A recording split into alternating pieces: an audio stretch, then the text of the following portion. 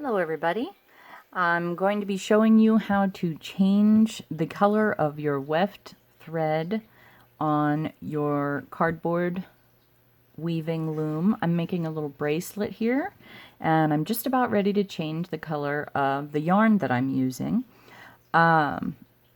When you're getting close to the point where you're wanting to change color, you're going to need to leave a decent amount of tail hanging off of here. So don't weave all the way to the end of your weft.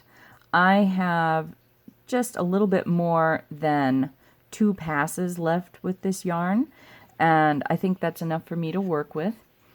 So I'm going to set this aside and I'm going to show you how to make a weaver's knot. Okay, this is the knot that we're going to be using to tightly connect the end of the weft thread that you were previously using. We're going to pretend like this is my weft yarn in this case. And then this we're going to have and pretend like this is the new color that I'm going to be using. Okay, so here we go. The first step is you're going to take the weft that's currently attached to your loom. You're going to make a little loop, just like that. And you're going to have the little tail go underneath the long portion of your yarn or thread. All right, so the little end tail has gone underneath the yarn or thread. Now I'm going to take my new yarn and I'm going to pass it beneath and then up through this loop. All right, see, I've passed it beneath it and up through the loop. And my next step is I'm going to take it over this tail, under the tail. All right, here we go. I went over and under there. See how that is? And now I'm going to pass it back down through this loop. All right, I'm passing the tail of my new yarn through the loop that I made with the yarn I've already been weaving with.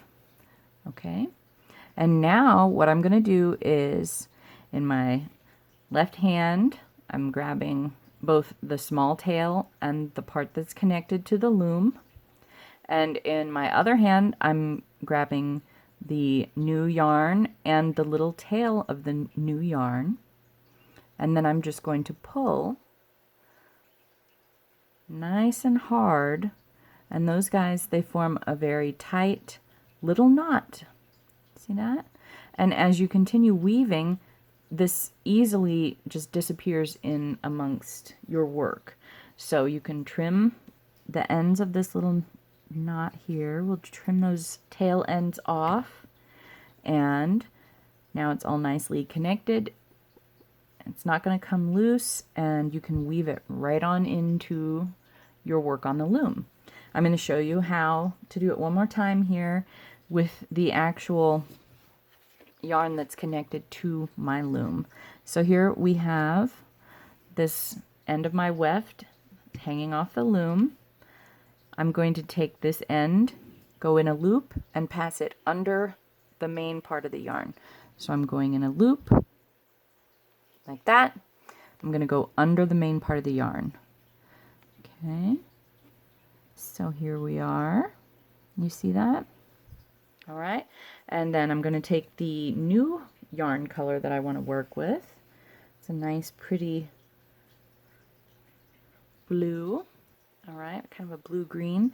We're going to take this new yarn that I want to connect. I'm going to pass it under the front edge of this loop, just like that. Okay, and then I'm going to pull it through a little bit. All right, and now we're going to go under this little tail with the new yarn.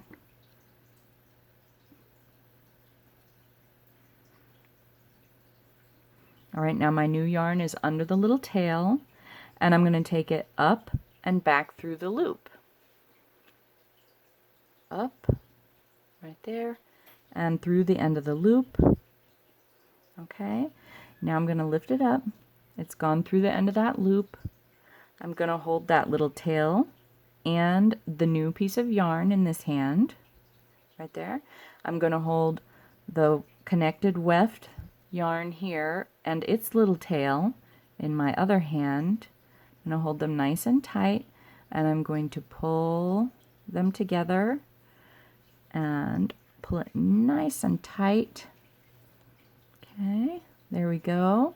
And now I can trim these tiny little tail ends off and continue weaving. And as I go along, the new weft is going to just fit right in there, and it's going to look great. So I'm going to pause this for just a second and continue on with my weaving a little bit, and then start the video back up so that you can see how it looks. All right, so here we are. I have made a few passes with the yarn here, and you can hardly tell where I connected my new color of yarn to the original color. It's right there, but you really can't tell from the surface of the weaving.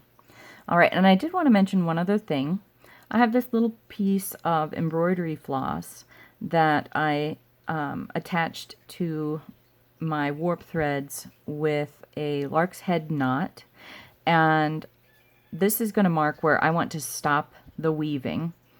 That will make it so that this bracelet is the length that I want it to be, plus give me a little space, about a ½ inch, to complete the length of the bracelet with the closures that I'm going to be making.